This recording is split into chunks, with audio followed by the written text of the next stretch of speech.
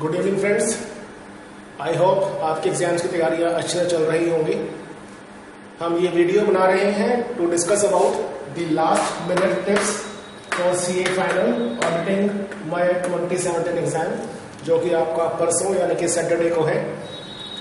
इसके अंदर we will discuss some those critical areas which are very very crucial for your examination. इसमें हम बात करेंगे कि क्या किया जाए if you are not able to recollect SA number, SRS number, SRE number, etc. How to discuss and present CARO 2016 question and so on. So शुरुआत करते हैं सबसे पहले आपके SA, SRS, SRE के प्रेजेंटेशन से।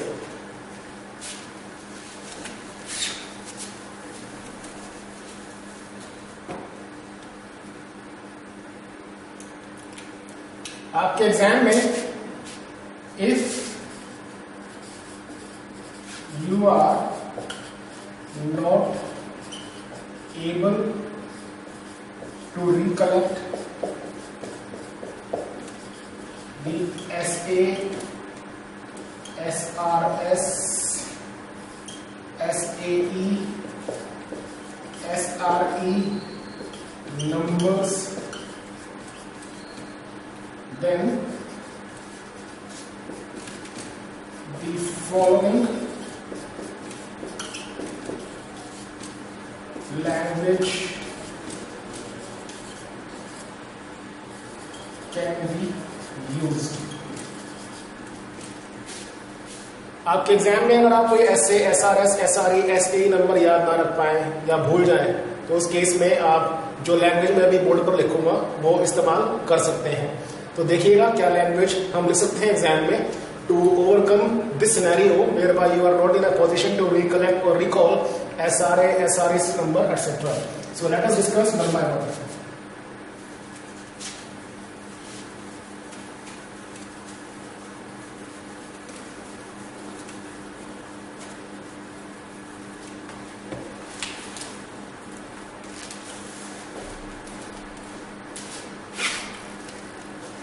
The language is as per engagement and quality control standards issued by ICAI in relation to the following principles are required to be followed।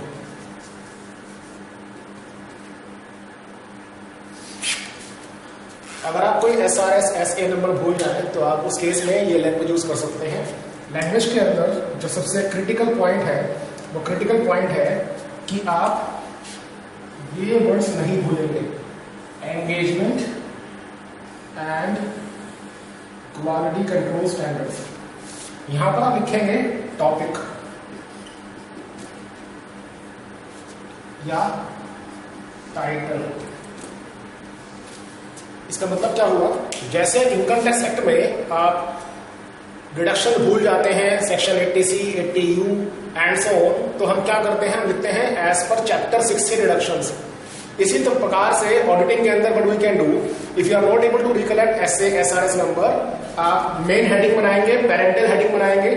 जैसे income tax act में chapter 6A होता है, ऐसे यहां पर आप लिखेंगे engagement and quality control standards issued by ICAI in relation to topic या टाइटल। फॉर एग्जाम्पल आपके पास क्वेश्चन आता है ऑडिट रिस्क का, आपको ऐसे 315 याद ना है तो आप क्या करेंगे, एज पर engagement and quality control standards issued by ICAI in relation to audit risk. Question आता है ऑडिट रिपोर्ट का, आपको SA 700 सीरीज याद ना आए तो आप क्या करेंगे, एज पर engagement and quality control standards issued by ICAI in relation to audit report and so on. उसके बाद आप ग्रेजुअली यहां पर जो भी स्टैंडर्ड्स की रिक्वायरमेंट है वो लिखते चले जाएंगे। ऐसा करने से आपका जो प्रॉब्लम है कि मुझे एसए नंबर याद नहीं होता, एसए का टाइटल याद नहीं होता, वो खत्म हो जाएगा and you will get good marks in your answer. इसके बाद मैं कारों को डिस्कस करता हूं और बताता हूं कि कारों में कौन सी गलती नहीं करनी है।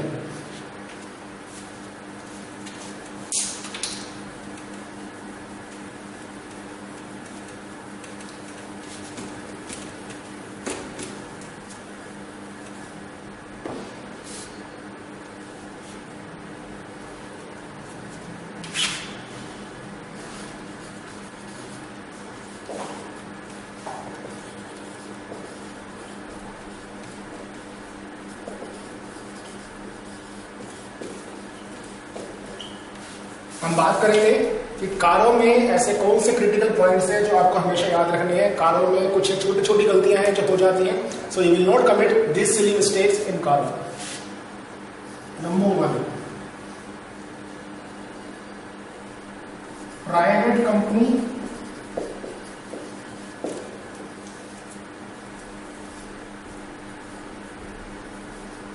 होल्डिंग हो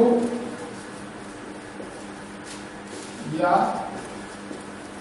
सब्सिडरी हो of any public company,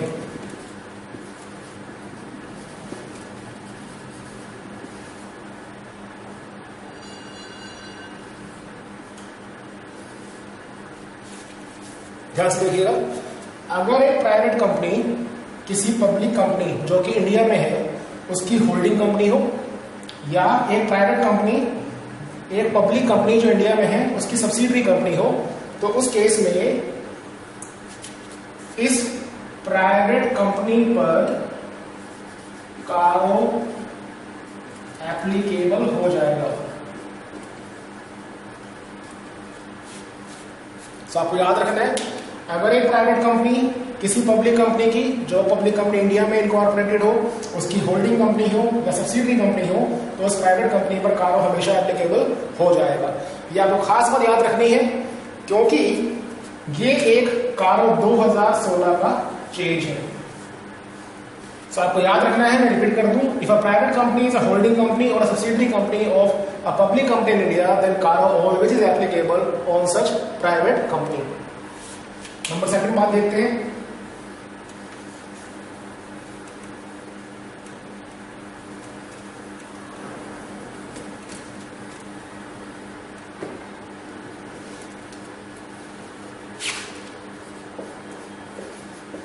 private company under CARO 2016 how to compute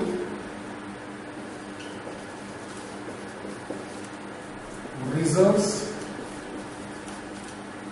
and surplus. तो अभी क्वेश्चन है हमारे पास, कारो 2016 के लिए प्राइवेट कंपनी का अगर मुझे रिजर्व्स एंड सरप्लस कंप्यूट करना हो, कारो 2016 में प्राइवेट कंपनी के लिए अगर मुझे रिजर्व्स एंड सरप्लस कंप्यूट करना हो, तो मुझे क्या खास बात याद रखनी है? खास बात याद रखनी है, P&L अकाउंट डेबिट बैलेंस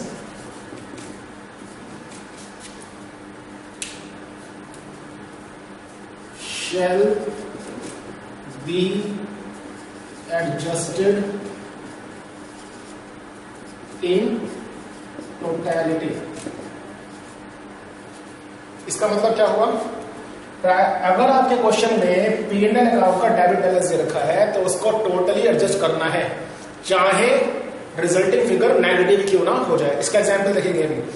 अगर प्राइवेट कंपनी के लिए कारो 2016 में रिजर्व से सरप्लस कंप्यूट करने हो और आपको क्वेश्चन में P&L अकाउंट का डेबिट बैलेंस दे रखा हो, तो उस डेबिट बैलेंस को आप टोटलिटी में एडजस्ट कर देंगे। इसका एक प्रैक्टिकल क्वेश्चन देखते हैं।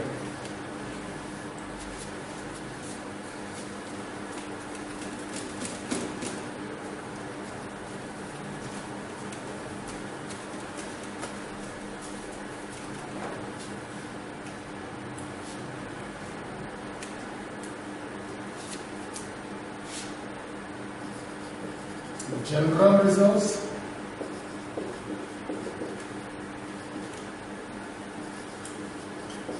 रिवैल्यूएशन रिजर्व्स,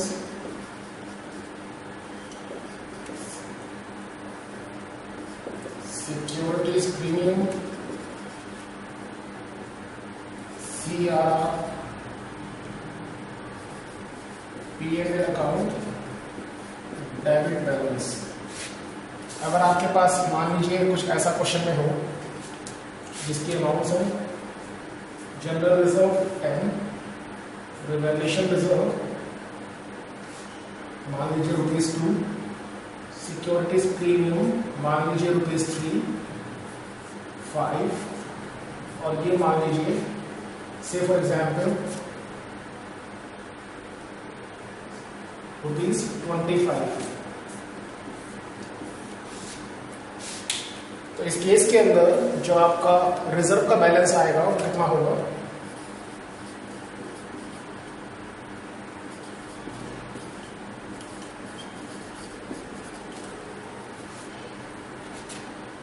$15,8 ये आपका हो गया 23।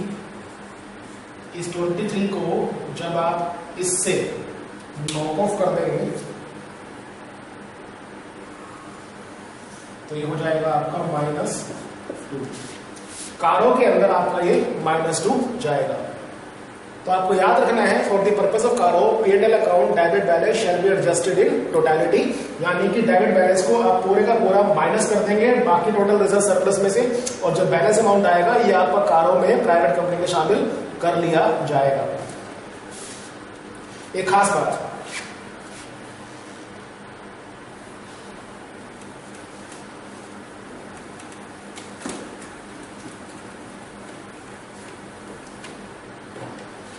एक क्वेश्चन उठ सकता है आपके माइंड में कि प्राइवेट कंपनी का पेड अप कैपिटल मान लीजिए ₹20 है, रिजर्व सरप्लस जो अभी हमने कंप्यूट किया, रिजर्व सरप्लस जो अभी हमने कंप्यूट किया वो आपका -2 है। उस केस के अंदर paid up capital plus reserve and surplus इस प्राइवेट कंपनी के लिए हो जाएगा आपका 18। इसका मतलब क्या हुआ? P&L account debit balance shall be adjusted in totality against total share capital and total reserves and surplus even if the resulting figure is negative। सो यहां पर आपको खास बात ध्यान रखनी है कि P&L अकाउंट का डेबिट बैलेंस आपको टोटलिटी में ही एडजस्ट करना है। अब एक क्वेश्चन उठता है कारों के अंदर ही,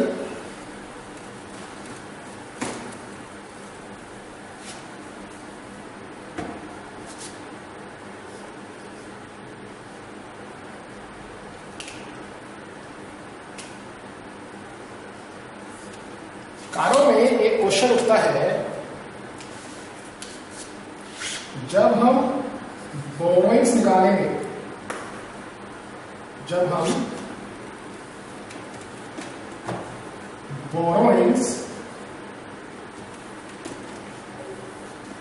कारों में सवाल उठता है कि जब हम बोरोइंग्स निकालते हैं प्राइवेट कंपनी के लिए तो उस बोरोइंग के अंदर क्या बोरोइंग्स के अंदर हम NBFC शामिल करेंगे या नहीं करेंगे।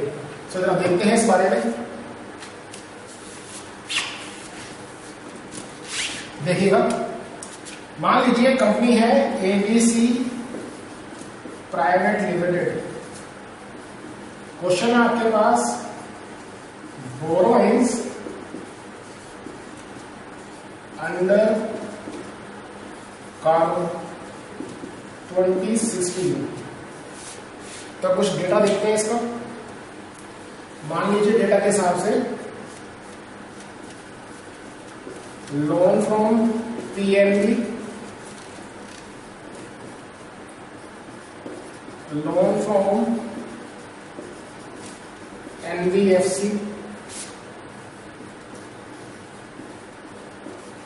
Loan from Let us assume Franklin Templeton, ये अमाउंट्स मान लेते हैं 10, 5, 2।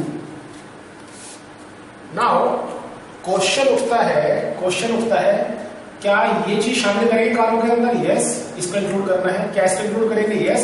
क्या इसको इंक्लूड करेंगे? यस। तो टोटल जो हो जाएगा ये हो जाएगा आपका 17। आपको क्या याद रखना है? आपको याद रखना है कि कारो 2016 के लिए जब हम प्राइवेट कंपनी के केस में बोरोइंग्स कंप्यूट करेंगे, तो बोरोइंग्स कंप्यूट करते वक्त you have to include the loans which have been taken by the private limited company from banks and financial institution. So उसका मतलब ये हुआ कि आप ना केवल बैंक वाला लोन इंक्लूड करेंगे, बल्कि वो लोन जो NBFC से लिया गया है या वो लोन जो फॉरेन फाइनेंशियल इंस्टीट्यूशन से लिया गया है, वो लोन भी आपको इंक्लूड करना है। आई बिलीव ये वीडियो क्लिप आपको काफी हेल्प प्रदान करेगी। आपको कोई भी डाउट हो सब्जेक्ट रिलेटेड, अगर आपको कोई डाउट हो सब्जेक्ट रिलेटेड, तो you can approach at my email ID. I will try to reply your queries immediately. My email ID is on the board.